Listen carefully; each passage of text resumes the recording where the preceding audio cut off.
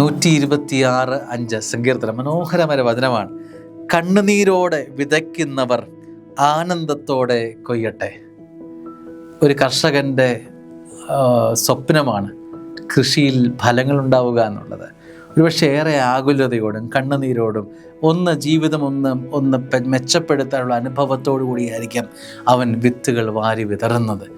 പലതും ഈ വിത്തുകളെ ആക്രമിക്കുമെന്നറിയാം. പ്രതികൂല അനുഭവങ്ങൾ പലത് വരാം, പ്രതിസന്ധികൾ, കാലാവസ്ഥ, ടെൻഷനുകൾ പലതും വരാം.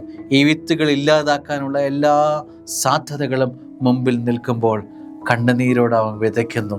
സ്വർഗം അതിനെ നനയ്ക്കുന്നു, മുളപ്പിക്കുന്നു. സന്തോഷത്തോടെ അവൻ കൊയ്ത് കയറും. ദൈവത്തിൻ്റെ വചനമാണിത്.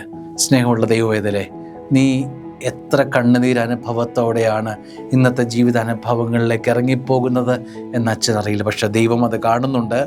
നീ സന്തോഷത്തോടെ കൊയ്ത് കയറും. മകനെ, മകളെ, നീ നിൻ്റെ കണ്ണുനീർ തുടച്ചും കർത്താവ്.